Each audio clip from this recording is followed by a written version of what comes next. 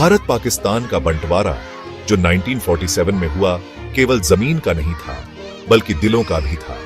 इस विभाजन ने न केवल भूगोल को बदला बल्कि अनगिनत जिंदगियों को भी बदल दिया।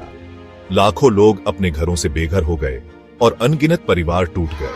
इस बंटवारे ने एक ऐसी लकीर खींच दी जिसने सदियों से साथ रह रहे लोगों को अलग कर दिया। यह बंटवारा केवल राजनीतिक नहीं था, यह एक भावनात्मक और सांस्कृतिक विभाजन भी था।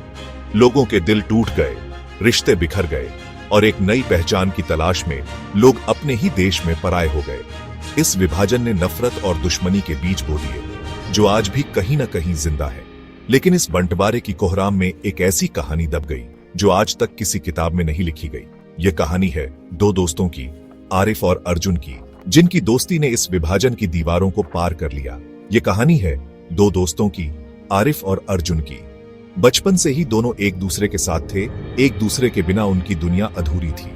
वे एक दूसरे के सुख दुख के साथी थे और उनकी दोस्ती की मिसाल पूरे गांव में दी जाती थी।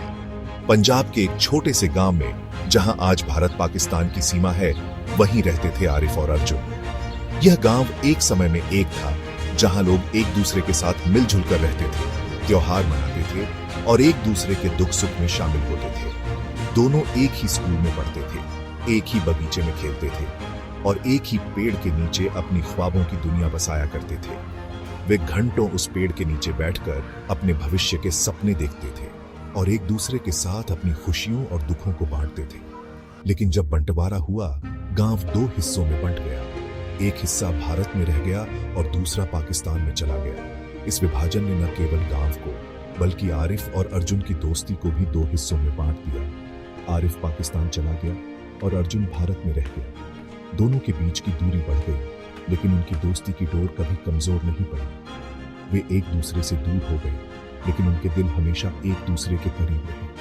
और दोनों ने एक वादा किया था, जब चांदनी रात होगी और नीम के पेड़ के नीचे दीपक जलेगा, तब हम जरूर मिलेंगे। साल गुजरते गए, लेकिन उनका वादा कभी नहीं टूटा। हर साल 14 अगस्त की रात को जब चांदनी रात होती थी, नीम के पेड़ के नीचे दीपक जलता था। युद्ध हुए, नफरतें बढ़ी, पर वो दीपक हर साल 14 अगस्त की रात को नीम के पेड़ के नीचे जलता रहा।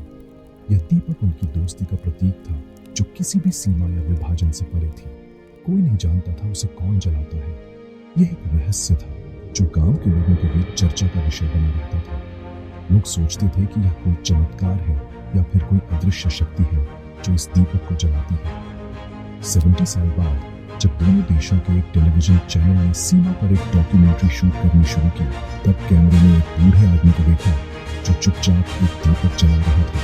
यह दृश्य देखकर सभी हैरान रह गए। रिपोर्टर ने पूछा, बाबा आप कौन हैं? उस बूढ़े आदमी ने मुस्कुराते हुए कहा, मैं अर्जुन हूँ। यह सुनकर सभी लोग चौंक गए और उनकी आंखों में आंसू आ गए। उसने मुस्कुराते हुए कहा, मैं अर्जुन हूँ और मेरा दोस्त आरिफ इस पेड़ के उस पार दीपक जलाता है। यह सुनकर सभी की आंखों में आंसू आ गए और उनकी दोस्ती की कहानी ने सभी के दिलों को छू लिया। हम अब भी दोस्त हैं, सीमा के दोनों ओर। यह दीपक हमारी दोस्ती का प्रतीक है जो किसी भी सीमा या विभाजन से परे है। यह दीपक हमें याद दिलाता है कि सच्ची दोस्ती किसी भी बाधा को पार कर सकती है। यह कहानी इतिहास की किताबों में नहीं मिलेगी, यह कहानी दिलों में दबी हुई है। भारत पाकिस्तान की उस दोस्ती की जो बंटवारे के बाद भी कभी नहीं टूटी। यह कहानी हमें याद दिलाती है कि सच्ची दोस्ती और प्यार किसी भी सीमा या विभाजन से परे होते हैं। यह कहानी इतिहास की किताबों में नहीं मिलेगी, यह कहानी दिलों में दबी हुई है। भारत पाकिस्तान की उस दोस्ती की जो बंटवारे के बाद भी कभी नहीं टूटी। यह कहानी हमें याद दिलाती है कि सच्ची दोस्ती और प्यार किसी भी सीमा या विभाजन से परे होते हैं। यह कहानी दिलों में दबी हुई है भारत पाकिस्तान की उस दोस्ती की जो बंटवारे के बाद भी कभी नहीं टूटी। ये कहानी हमें याद दिलाती है कि सच्ची दोस्ती और प्यार किसी भी सीमा या विभाजन से परे होता है। ये कहानी हमें यह भी सिखाती है कि नफरत और दुश्मनी के बीच भी प्यार और दोस्ती की एक किरण हमेशा जिंदा रहती है।